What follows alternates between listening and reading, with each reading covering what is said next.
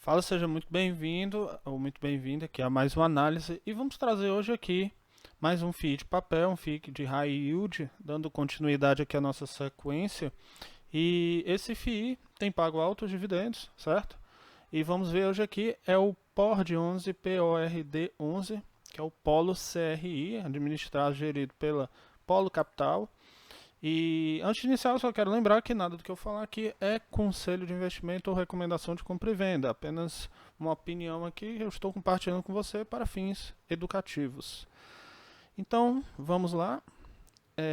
O PORD 11 ele tem um mandato de títulos e valores, isso quer dizer que ele deve investir pelo menos 2/3 do seu patrimônio líquido em papéis, certo?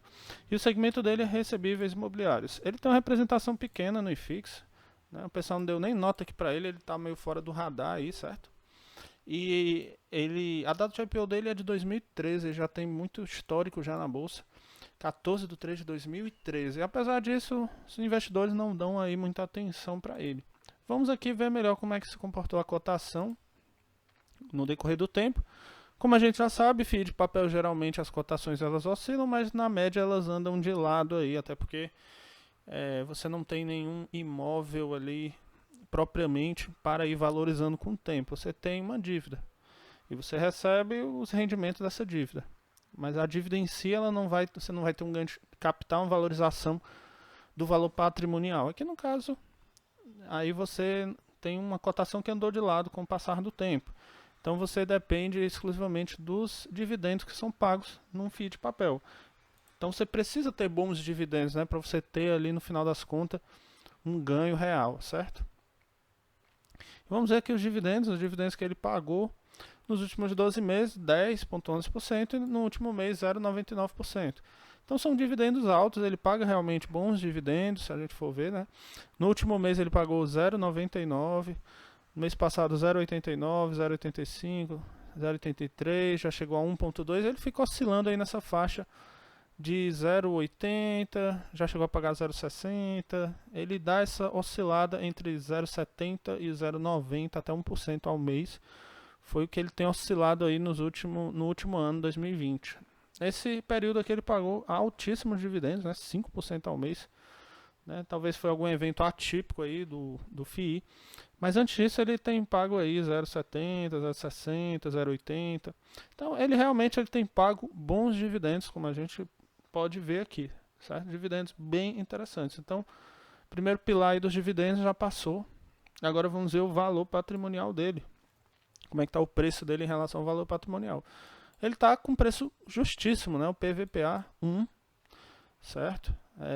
Fechado, né? Ele está valendo justamente o valor patrimonial dele. Agora vamos consultar o histórico dele aqui, vamos voltar no tempo lá para 2013. Você pode ver que geralmente o PVPA lá em 2014 era 1, em 2015 0,99, chegou a cair para 0,90 em 2015, chegou a 0,88 em 2016. Logo ele voltou para 1. Então ele é um FII, você vai puxando aqui o histórico dele, é um FII que nunca passou muito do seu valor patrimonial. Ele sempre ficou na faixa de 1 até caindo até no máximo 0,90. Ele nunca passou, nunca teve aquela explosão. É um FII que está um pouco aí fora do radar, não tem muita gente que conhece também para dar aquele up aí nas cotações, certo? Agora vamos ver aqui o relatório gerencial, o último relatório que a Polo Capital Management ela emitiu agora em maio de 2021. Ela começa trazendo aqui como é que se compõe a carteira do FII em si, que é que ele investe. A gente pode ver que 52% do patrimônio dele está alocado em CRIs corporativos, são CRIs que têm empresas por trás. Então são CRIs com um pouquinho mais de risco aí. Se você for pegar, por exemplo, outros CRIs residenciais, enfim, CRIs corporativos eles têm um pouco mais de risco. Aí você tem aqui 21% em CRIs pulverizados, que são o quê? São CRIs que não tem uma pessoa específica. É um CRI que tem empacotado dezenas, centenas ou milhares de pequenos CRIs, entendeu? Que não tem ninguém majoritário. É um CRI pulverizado que tem vários pequenininhos ali. Certo? Basicamente é isso. Isso aí é um CRI pulverizado. Aí nós temos 8% em debêntures, 7% em outros fundos imobiliários e 12% em caixa. Por região, né, a gente vê que tem uma concentração bastante grande aqui na região sudeste, a gente pode ver. Em relação à senioridade, né, das cotas, a gente tem 74% cotas únicas. São CRIs que não tem cotas subordinadas, sênior, enfim. A cota única só tem essa cota para receber. Já os 26% são CRIs que eles têm a cota sênior, ou seja, eles são os primeiros a receber. Então, em outras palavras, aqui em questão de segurança, por senioridade, está bem seguro. Agora, com relação ao tipo do CRI, eles têm 71% corporativo, que não é um CRI tão seguro assim, é um CRI um pouco mais arriscado. E esse pulverizado deles também está bem arriscado, eu vou mostrar aqui, certo? Em relação aos indexadores, aí a gente já tem um pouco mais de segurança. Por quê? Porque ele faz um equilíbrio entre os indexadores. Tem 25% de CDI, 34% de IPCA e 30% de GPM.